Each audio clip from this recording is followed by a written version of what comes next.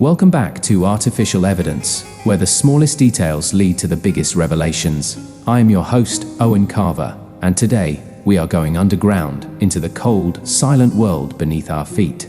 Cave diving is one of the most dangerous sports on Earth. It is not just about endurance or experience, it is about control. Because one wrong decision, one moment of hesitation, one mistake in the blackness of an underground passage, and the cave will claim you. The case we are covering today is not a murder, but it is no less terrifying. In the summer of 2011, a group of experienced cavers set out to explore an uncharted passage system in Tennessee's Fall Creek Cave. Among them was 27-year-old Gavin Pruitt, a respected cave diver with over a decade of experience. He never made it out. What happened deep in those tunnels remains a mystery.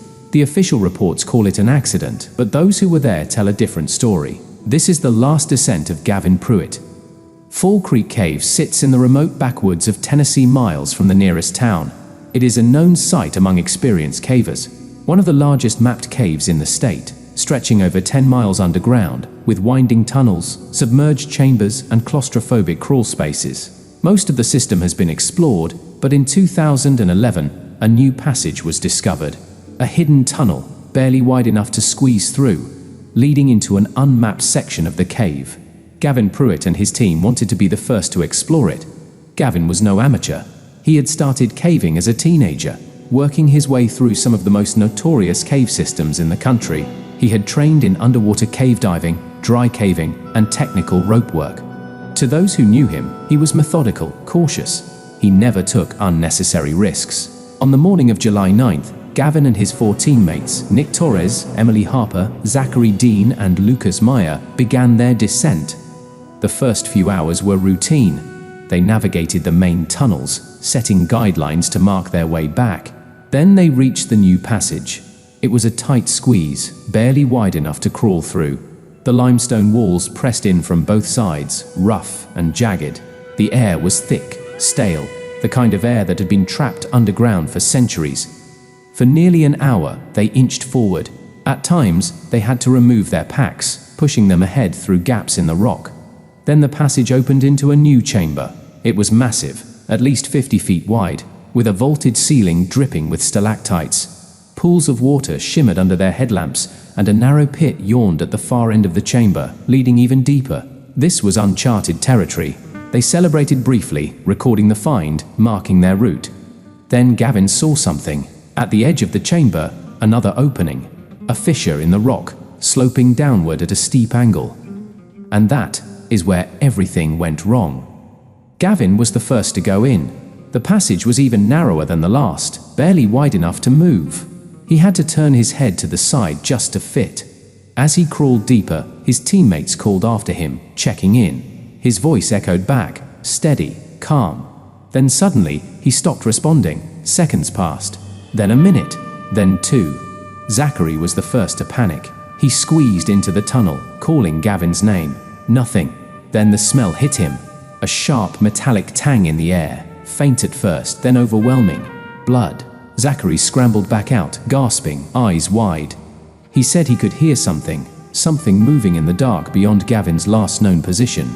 A low, wet sound, like something shifting over rock. But the others heard nothing. Emily, the most experienced diver after Gavin, went in next. She carried a backup headlamp and a small camera, recording as she crawled forward. Then she saw him. Gavin was wedged in the passage, face down, completely still. His pack was crushed against the rock, and his arms were pinned. At first, she thought he had just gotten stuck. But then she saw the blood. A thick, dark pool beneath his body, seeping into the limestone. She reached for his hand, ice cold.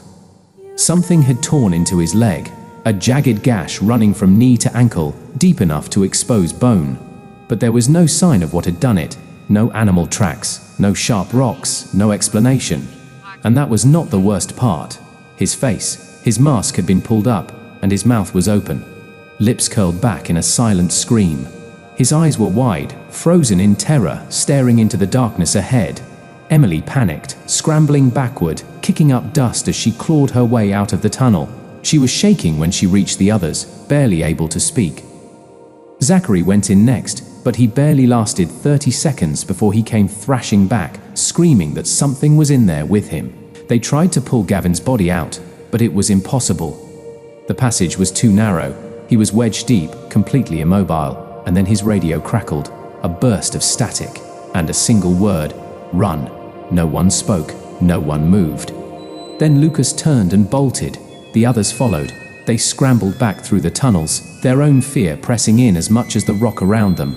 By the time they reached the surface, the sun had nearly set. They called for help. It took a full day for the rescue team to arrive.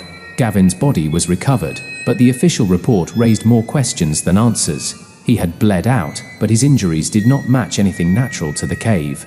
The gash in his leg was too precise, too clean, like it had been cut with a blade. There were no signs of animals, no collapses, no logical explanation for what happened. And then there was his radio. The last recorded transmission, buried in static, distorted almost beyond recognition. It was his voice. But not just one word, not just run. It was a full sentence. Do not let it follow you. The cave was sealed a week later. No one has been inside since. No official cause of death has ever been determined beyond blood loss due to an unexplained injury. Zachary Dean quit caving for good. He refuses to speak about that day. Emily Harper moved out west and cut ties with the caving community. Lucas Meyer changed his name, disappearing from public records entirely. Only Nick Torres still speaks about it. And when he does, he always ends with the same warning. The caves are alive, and some things were never meant to be found. That is all for tonight. Thank you for listening to Artificial Evidence. If you enjoyed this episode, be sure to like and subscribe. And remember, the algorithm knows